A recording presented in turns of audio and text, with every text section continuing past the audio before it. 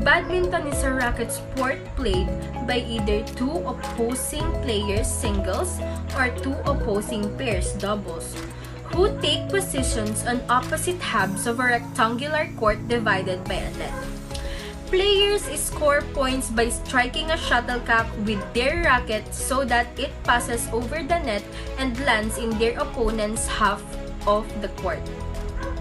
Each side may only strike the shuttlecock once before it passes over the net. A rally ends once the shuttlecock has struck the floor or if a fault has been called by either the umpire or service judge or, in their absence, the offending player at any time during the rally.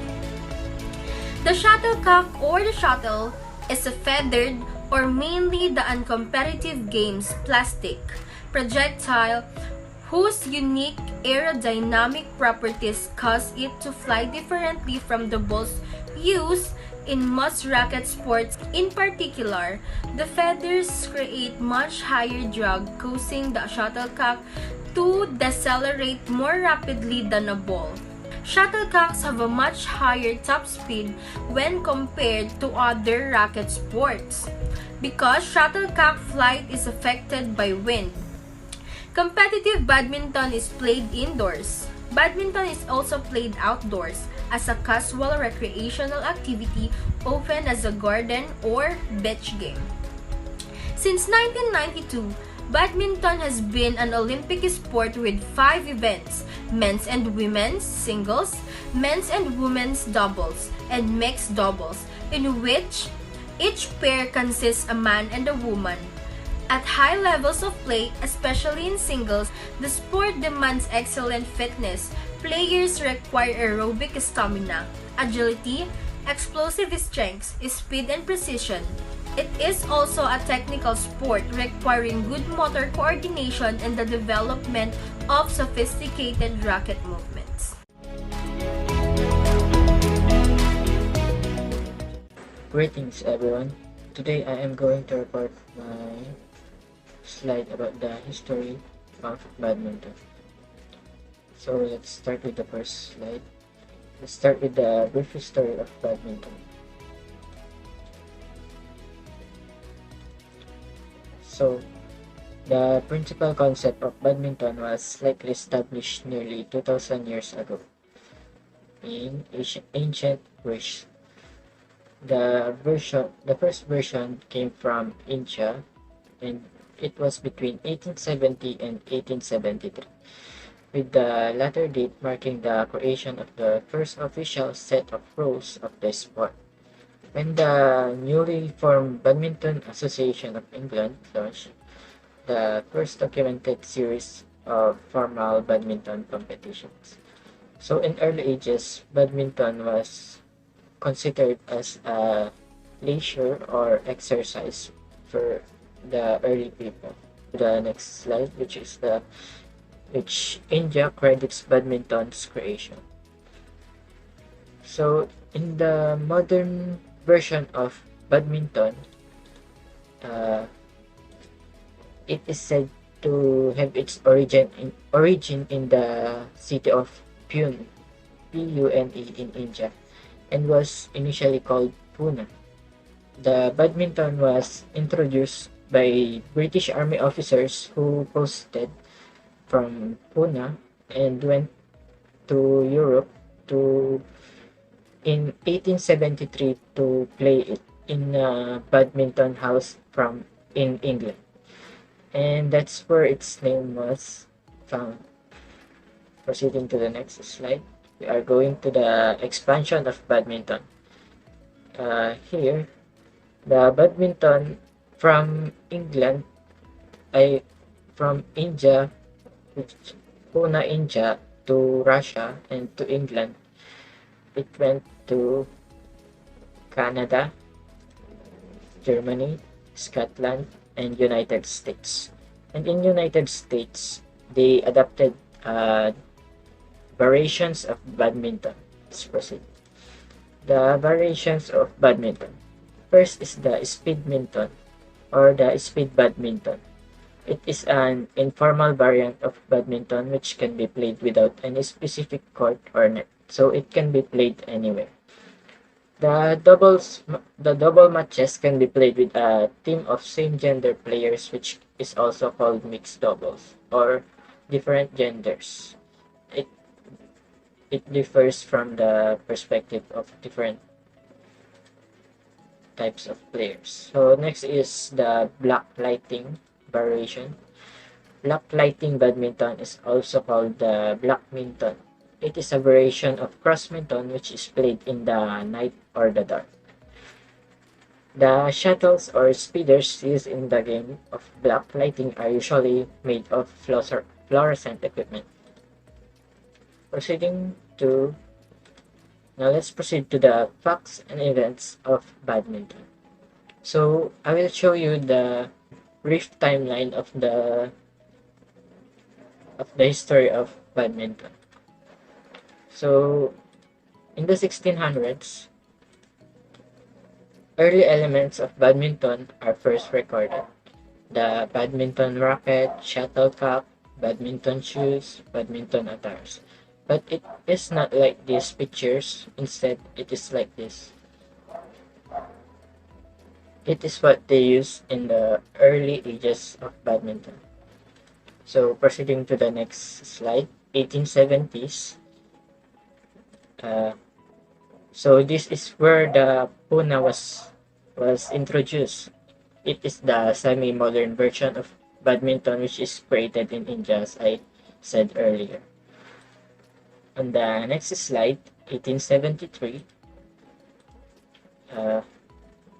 the first official set of rules is established. Knowing the rules of badminton is really important. If you really want to advance in badminton and enjoy this game, in the event that the dispute occurs during this match, you'll be able to settle it. So proceeding to the next slide, 1898. So here, badminton tournaments are first held.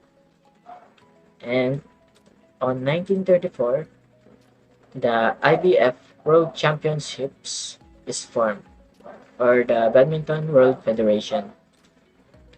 In here, the BWF World Championships is a badminton tournament sanctioned by Badminton World Federation.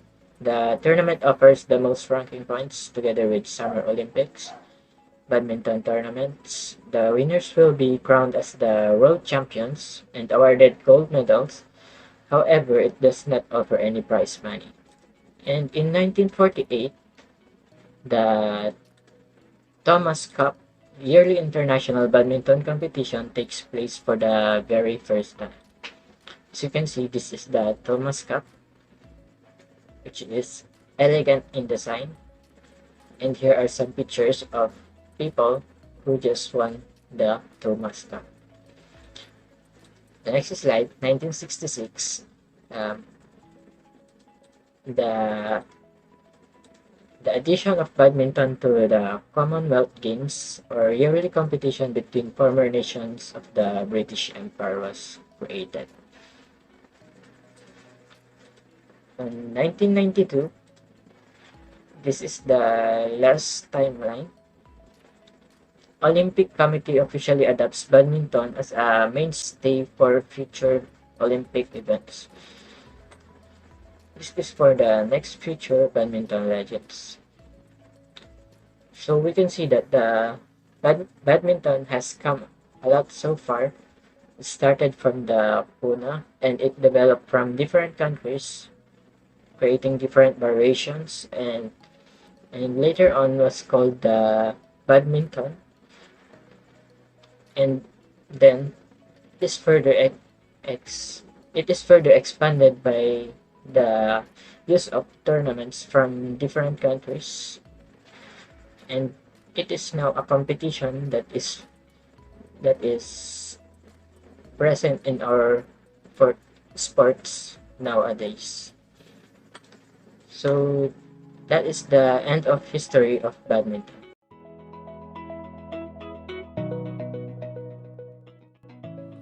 Basic rules and regulation in badminton. First of all, the toss. This is done by hitting the shuttlecock upwards to decide which serves first. Whichever side the shuttlecock points to when it lands will be the first to serve. So meaning, yung shuttlecock tatamaan pataas at sa pagbaba nito kung saan nakapoint yung head ng shuttlecock, sa player na yon, siya yung mauunang mag-serve. Serving from the left or right side. Whenever the score is even, the server must serve from the right side of the court. And when the score is odd, the server must serve from the left side of the court. This is why you'll often see teammates switch positions on the court when the score changes. So meaning, in the first serve, yung magsaserve is from the right side and magsaserve siya diagonally. And kapag nag-change na yung score nila ng like 1-0, mag-change yung position nila from right to left because the score of the server is 1. Serving to the opposite side. When serving, always serve diagonally to the opposite side, which means serve only diagonally. And after that, you can hit the shuttle wherever you want as long as it will land inside the court. Faults. A rally continues as long as each team or individual can hit the shuttle to go over the net to the side of the opponent within the boundaries of the court.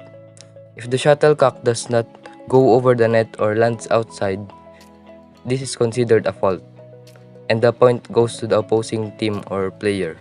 So, fault means kung paano nakaka-score yung mga players. So, kung yung isang player is na over niya yung pagtama at napunta sa out, means yung points is mapupunta sa opponent. So, ganun nakakakuha ng point yung player.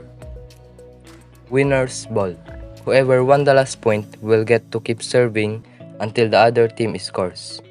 Once an unserving team scores, they got to serve. So means, yung isang player is mag-keep serving lang siya hanggat siya yung nakakakuha ng points. Then kapag nakakuha na ng point or nakapuntos yung kalaban niya, means yung kalaban na niya yung mag-serve. And that's the meaning of winner's ball, na hanggat ikaw yung nakaka-score, means ikaw pa rin at ikaw yung magsaserve. Double hit. You cannot double hit the shuttle at any point during the game. If you double hit the shuttle, a point will be given to your opponent. When the leading side reaches 11 points, both sides may take a 60-second break. You can either think about your strategy or regain your strength before the game resumes. Players must not touch the net while the rally is ongoing. If a player touches the net, a fault will be given to the player. When serving, the server must direct the shuttlecock diagonally to the side where their opponent is standing. If the shuttle lands in the opposite area, it is called the wrong court, and the other player scores a point. This means you can only serve the shuttle diagonally, and after that, you can hit it wherever you want, as long as it is on the court. When a player serves, the racket must be below their waist and the racket head below their hand. The server must also have both feet stationary and firmly planted on the ground. So sa serving means stationary ka lang dapat and may proper handling and serving. The player or team that wins the first set in the game will be the player or team that will be serving in the second set. But the player will serve in the right side because the score is even. Every set, they need to switch sides until one of them won 2 out of 3 sets in the game. Faults. Faults or fouls are the part of every game. These are in fact the boundaries set within that particular sport rules to avoid during play. Faults. If the shuttle lands outside the boundaries of the court, passes through under the net, fail to pass the net, touches the ceiling or sidewalls, touches the person or the dress of the player. If any of these situations occurs, it is considered a fault. If the player touches the net or it supports with racket, invades opponent's court over the net with racket or person, except as permitted. So it's a fault if a player invades opponent's court or even touches the net. If a player invades the opponent's court under the net with a racket. So it's also a fault even though it is under the net, as long as you invade the opponent's court. If a player deliberately distracts an opponent by any action, So, it is also fault if you distract your opponent by shouting or making any gestures. If the shuttle is caught and held on the racket and is long during the execution of the stroke, so you will be penalized if you did this kind of action. Lets. A let may occur following a service court error. When a let occurs, the play, since the last service, shall not count. Then, the player who served shall serve again. So, these are example of let. If a shuttle is caught in the net and remains suspended on top, it shall be a let, except on service. So, during the rally, kapag yung shuttle is stuck siya sa net, it is so considered a let, except sa pag-serve. Pag nag-serve ka naman at na-stuck sa net, it is called a fault. If, during the services, the receiver and server are both faulted at the same time, it shall be a let.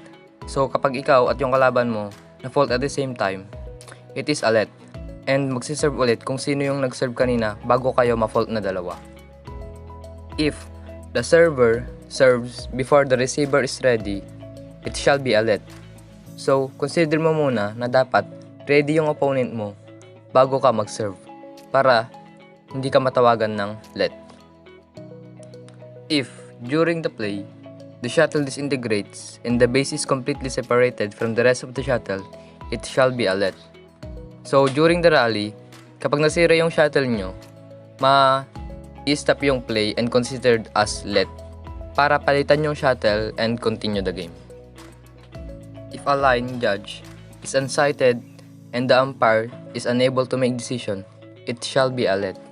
So, kapag nagde-decision sila, like sa outside, kapag hindi nakita ng judge at hindi makadecide yung umpire, it is considered a let and magsaserve ulit kung sino yung last na nag-serve.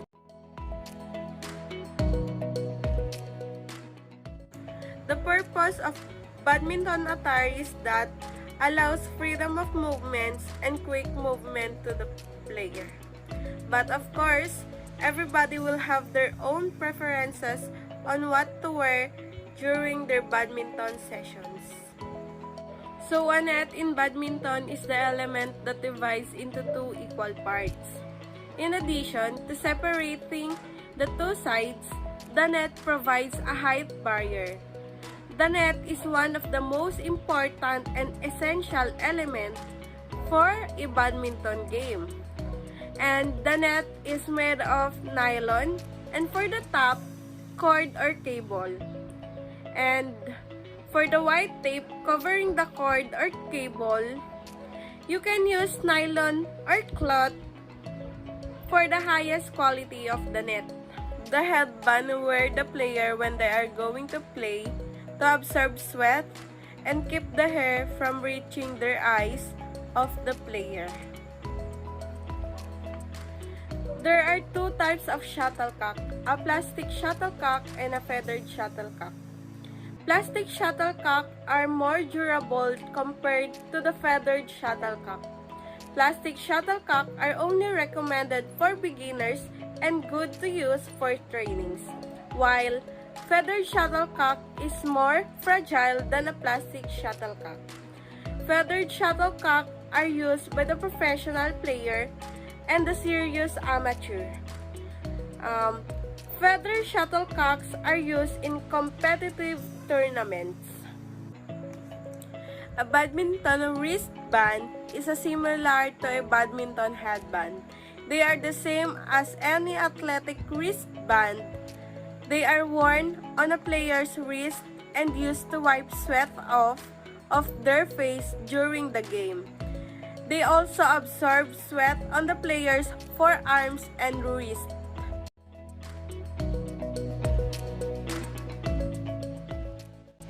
Badminton equipment. The racket. The 5 parts of racket are head, throat, shaft, handle, and string area. For the head, the area which bounds the string area is called the head of the badminton racket. Throat. This is the part of the racket which supports the head by providing steady base and connects the head to the shaft. The shaft. The shaft is the part of the racket which links the handle to the head, or in some cases, the throat of the badminton racket. Handle. The bottommost part of the racket gripped by the player. The handle is arguably the most important thing. String area. This is the quiet self-explanatory. The string area is the net part of the badminton racket, with which the player intends to hit the shuttlecock. Shoes.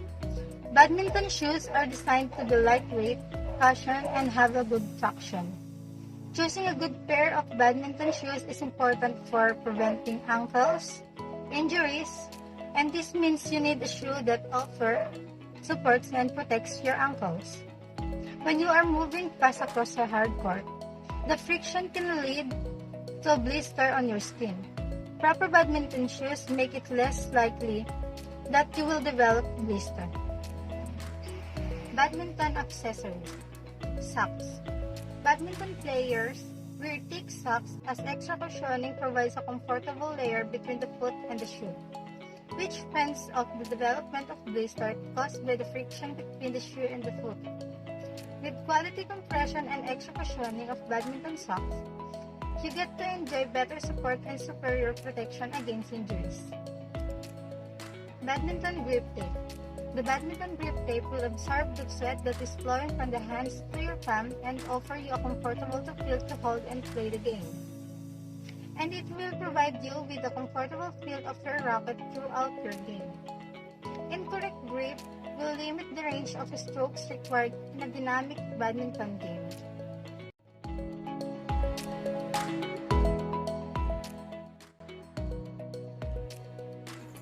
A badminton net is 20 feet long and 2.49 feet tall.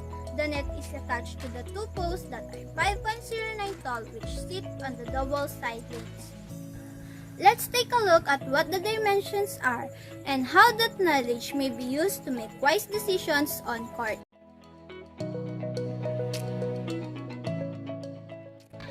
The dimension of a badminton court are 6.1 meter by 13.4 meter, an area of 81.75 square meter. The diagonal length of the full court is 14.72 meter. Both single and doubles are played on the same standard court. The difference is that badminton single alley that extends 0.46 meter on either side of the court. As such, the boundaries of the single court is played on a 5.18 meter by 13.4 meter court space, an area of 69.49 square meter. Each of the line drawn on a standard badminton court have a thickness of 40 millimeter.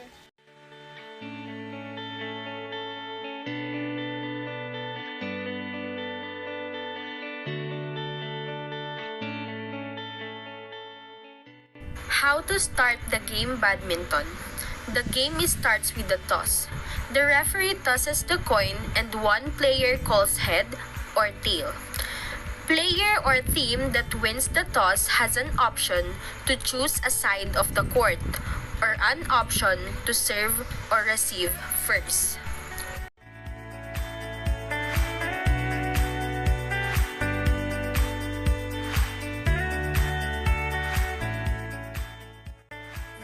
Hello, my name is Christian Roy, and I'm going to show how to serve properly in badminton. So first, I'm going to use the backhand grip to serve.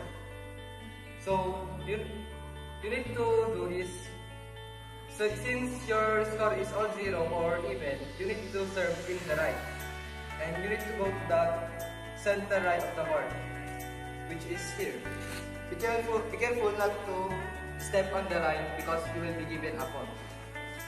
So your racket must be lower your hip and then execute the serve properly.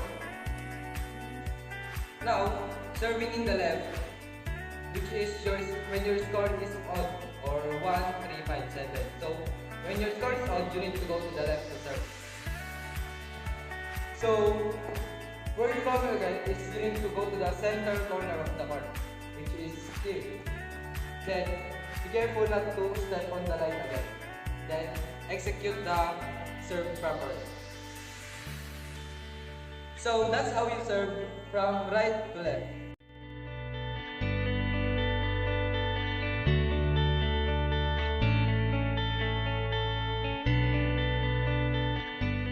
backhand grip, also known as the thumb grip, is similar to the forehand grip except the complete bottom of the thumb is in contact with the third level and the index finger is lowered down to a position below the thumb.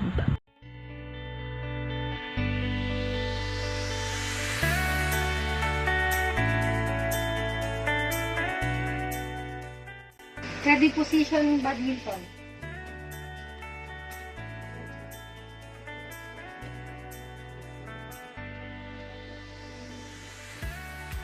Side step.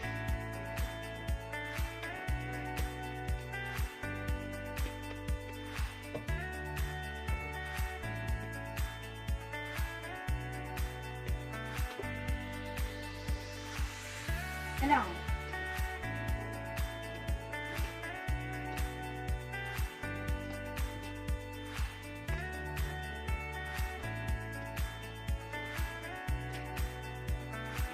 Badminton scissor jump.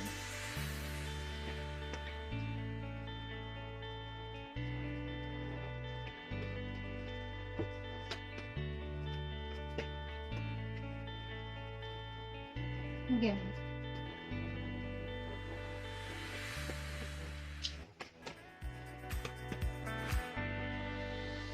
Badminton scissor kick drill.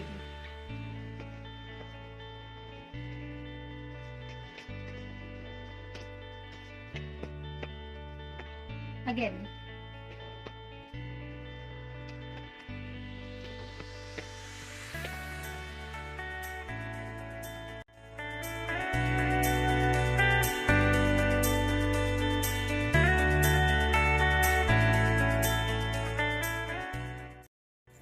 Today, we're going to talk about the proper stance in badminton.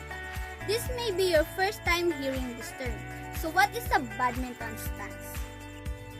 The badminton stance is the defensive position that a player should perform when waiting on their opponent's return. The proper stance is a ready and engaged position with legs for a quick reactions for whatever may come your way. To get into the attacking stance, turn your body facing the side of the court. Place your racket leg behind, your non-racket leg forward. Both legs should be shoulder width apart. Raise your racket and non-racket arm. To get into the defensive stance, face your body to the front of the court. Place your racket in front of you, around waist height, and pointing slightly forward. Raise your non-racket arm for better balance. To get into the net stance, place your racket foot forward, non-racket foot at the back. Place your racket in front of your body, slightly above waist height. Raise your non-racket arm for body balance. Place your body weight slightly forward and get ready to pounce forward. To perform a proper badminton stance, the body should be turned to face the opponent's side of the court, with the non-racket leg forward at the shoulder width apart.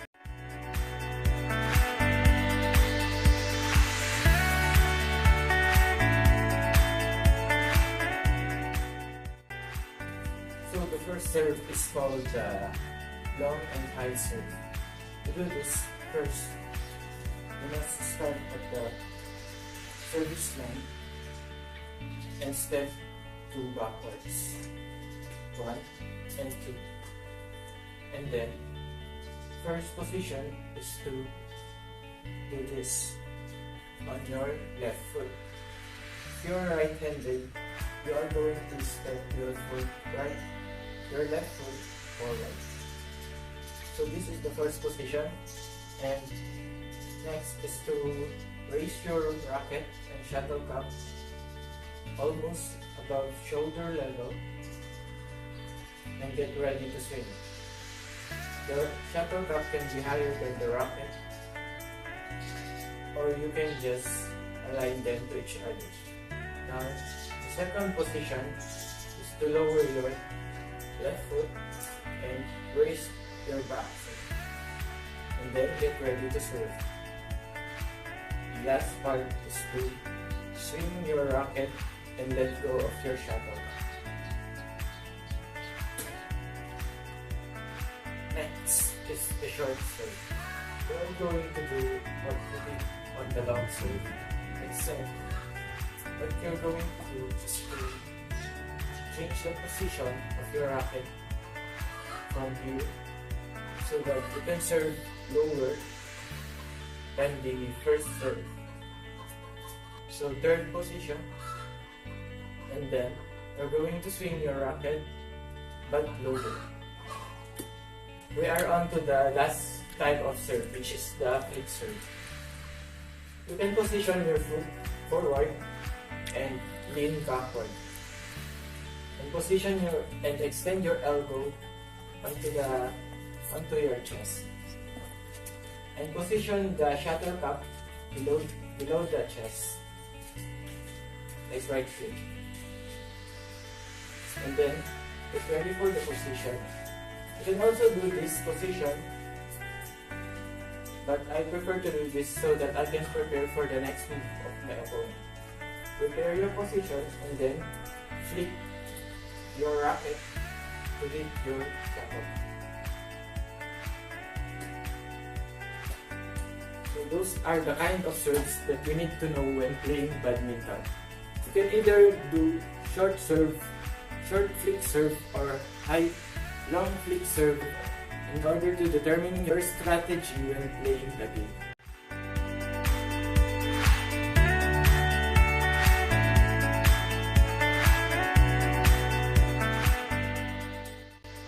In this video, we're going to teach you the best way to return the flick serve and give you some ideas of shot you can play on your position.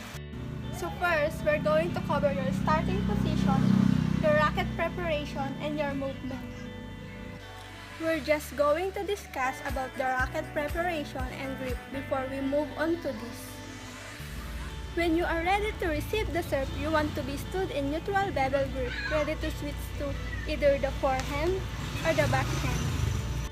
When you are receiving the serve, you don't want to be stood like this, you don't want to be stood like this, and also don't want to be stood like this. So, for the first push-off, you actually want a quick initial movement from both legs. There are two options for the movement. First up is the chassé step. For this movement, you should push off your front leg and lift your back leg up to help you adjust your positioning. Next, bring your front leg to where your back leg was at this point. The other movement you can do is a single jump back. This is used move when the flick is flat or you're really explosive moving backwards. You should drive off your front leg and your back leg. As you put your back leg back on the floor, push off with both legs to jump backwards. If you are use our tips to get into a better position, and from this better position, you have several options. A smash, a drop, or a slice, and for any of these shots, you can either hit it straight to the middle or fully cross court. It's also effective to smash back at the serve as they might not have enough time to go back and react to this smash. We need to think about when attacking the flick serve. And last, you often find habits or pattern with your opponent's serve. If you notice in a match that your opponent isn't flicking, it might just be because they can't. In this case, you would stand closer to the service line to take advantage.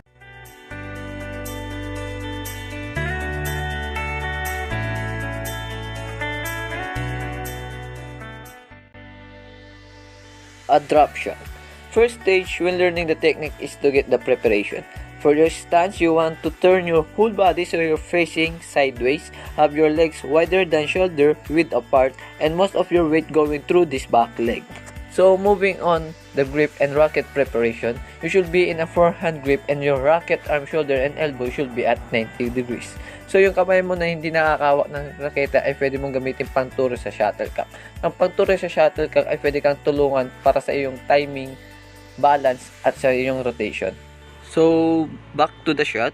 Dito naman, kailangan mo lang dapat i-rotate yung hips mo and core mo to create a nice relaxed rhythm and rotation para makadali kang makarecover sa susunod mong tira. So, you want to make contact with the shuttle nice and high as you would for a smash or clear, but you don't want your arm to straight or even to bend as you'll lose power and control.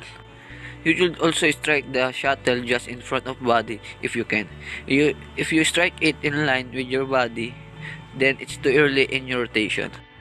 At kapag naman tatamaan mo ang shuttlecock, kailangan mong gamitin ang flat racket face so don't slice it.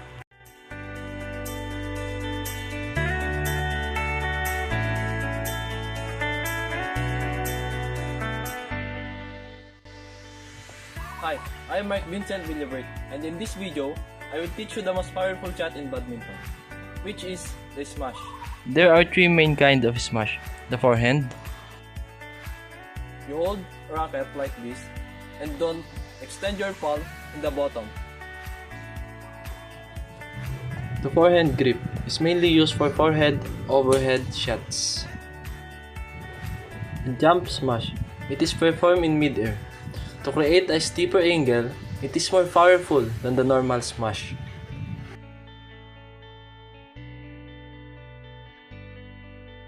Backhand smash.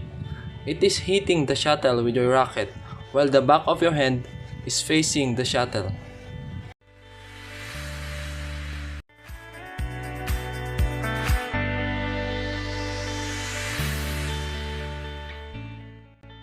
In badminton, the lob shot or clear shot is represented as a shot with the inverted U direction. It is usually played from the forecourt with the goal of lifting or throwing the shuttle over the opponent. The goal is to land it as close to the baseline as possible at an impossible to clear angle. This is comparable to the drop in challenging the opponent, but with a quick backward movement this round. It may be also be performed with both and backhand and the forehand.